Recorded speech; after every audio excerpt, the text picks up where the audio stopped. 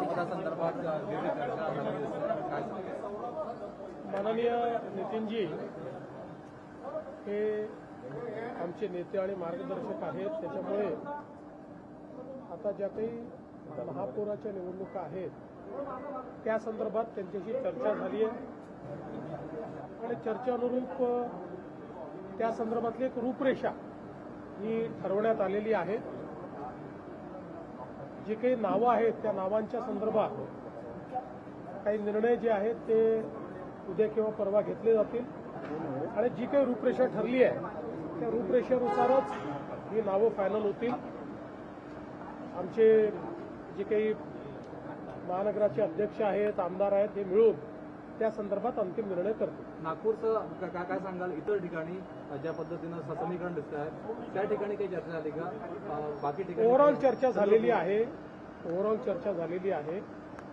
त्या ठिकाणचे जे प्रमुख आहेत त्या प्रमुखांना आम्ही नेमकं काय करायचं आहे तशा संदर्भातली लाईन घेऊ आणि त्यानुसार पुढची कारवाई होईल. सुनेत्रा पवार यांना उपमुख्यमंत्री म्हणून राष्ट्रवादी काँग्रेस पक्षाने प्रेझेंट केले जात आहे. शपथविधीची चर्चा आहे. असं आहे की कुठलाही निर्णय जो काही घ्यायचा असेल तो राष्ट्रवादी काँग्रेस पक्ष घेईल आणि राष्ट्रवादी काँग्रेस पक्ष जो निर्णय घेईल त्याच्या पाठीशी आम्ही उभे राहू, सरकार म्हणून आणि भारतीय जनता पार्टी.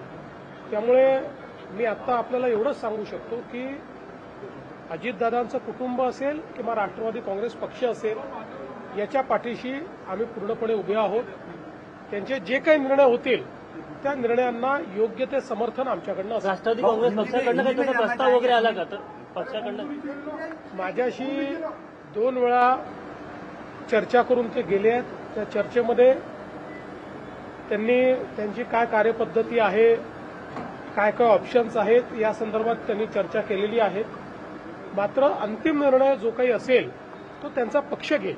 त्यामुळे त्या संदर्भात मी बोलणं हे योग्य होणार नाही. शपथविधी उद्या होण्याची शक्यता आहे का? आता तरी असं आहे की अजितदादांनी भरपूर तयारी अर्थसंकल्पाची केली होती. त्यामुळे आता उद्यापासून मी स्वतः लक्ष घालून अर्थसंकल्पाच्या ज्या काही प्रोसेसेस आहेत त्या मी स्वतः पूर्ण करणार आहे आणि मग आम्ही इव्हेंच्युअली ठरवू काय करायचं. शपथविधी काही वेळ ठरली का? शपथविधीची अशी काही वेळ? मी तुम्हाला सगळं सांगितलं आहे. याच्यापेक्षा जास्त सांगण्याला माझ्याकडे काही.